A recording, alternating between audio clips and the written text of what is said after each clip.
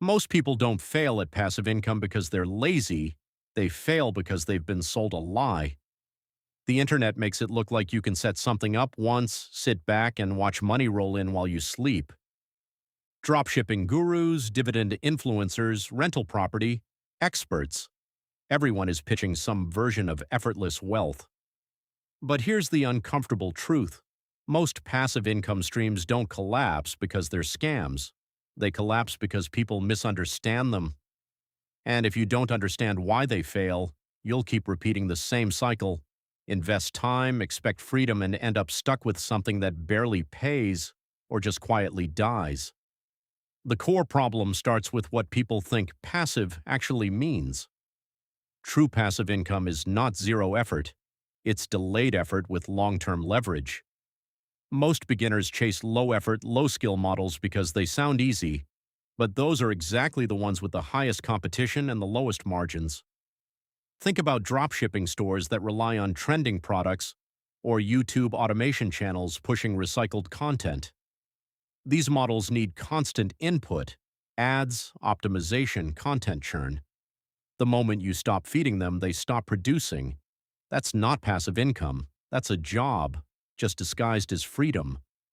Another reason most passive income streams fail is because they don't have a durable advantage.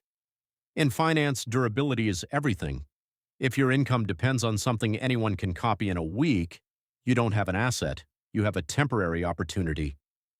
That's why so many side hustles explode fast and then disappear. There's no moat, no barrier to entry, no long-term defensibility, and when competition floods in, your returns shrink quickly. The same thing happens with people who jump into dividend investing without understanding yield traps. They chase high dividend percentages without looking at the company's fundamentals, and eventually those payouts get cut.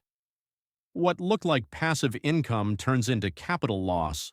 There's also a psychological trap that kills most passive income attempts. People underestimate the upfront cost, whether it's time, money, or skill. They expect quick returns, and when nothing shows up in 30 or 60 days, they quit. But real passive income behaves more like compounding inside a 401k. It's slow, almost boring at the start. Then, over time, it builds momentum. If you don't have the patience to let something mature, you'll never reach the stage where it actually becomes passive. Now, here's where things change. Not all passive income is broken. There are a few models that actually work long-term, but they all have one thing in common. They're built on real assets, not shortcuts. The first one is boring, but it's the most reliable, owning income-producing financial assets. This includes broad market index funds, dividend growth stocks, and even treasury-based instruments. The goal isn't to chase the highest yield. It's to focus on sustainable returns backed by real businesses or government-backed systems. Over time, reinvested dividends and compounding create a system where your money starts working harder than you do. This is how wealth is actually built in the US, not how it's marketed online. The second model that works is scalable digital assets, but not the way most people approach them. A real digital asset keeps generating value without constant reinvention. Think of a YouTube channel with evergreen content, a blog that ranks on Google for years, or a digital product that solves a specific problem. The difference between success and failure here is depth. Shallow trend-based content dies fast, but content that targets long-term search intent or solves ongoing problems can generate income for years. This is where most people mess up. They chase virality instead of longevity. Passive income doesn't come from spikes, it comes from consistency over time. The third model is real estate, but not in the way social media sells it.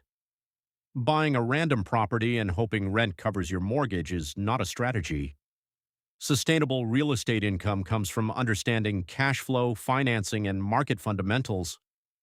It's about buying properties where the numbers make sense from day one, factoring in taxes, maintenance, vacancies, and interest rates. In the US, smart investors use tools like depreciation and tax advantages to increase real returns. When done right, real estate becomes one of the few assets where you combine cash flow, appreciation, and tax efficiency. But ignore the numbers, chase hype markets, and it quickly turns into a liability. What connects these three models isn't luck, it's structure. They're built on systems that don't depend on constant hustle. They scale because they're tied to capital, value creation, or real-world demand. And most importantly, they force you to think long-term. There's no shortcut phase where you skip the work and jump straight to passive income. That phase doesn't exist. The work just happens earlier and the rewards come later. So if you've been jumping from one passive income idea to another and nothing is sticking, the problem isn't that passive income doesn't work. It's that you've been targeting the wrong type. You've been chasing convenience instead of durability, speed instead of sustainability. The people who actually build passive income aren't looking for easy, they're looking for leverage. They build something once, refine it, and let time do the heavy lifting. At the end of the day, passive income is not about escaping work. It's about choosing the kind of work that pays you repeatedly. And if you're not willing to put in that upfront effort, then what you're chasing isn't passive income. It's a fantasy that keeps resetting every time it fails.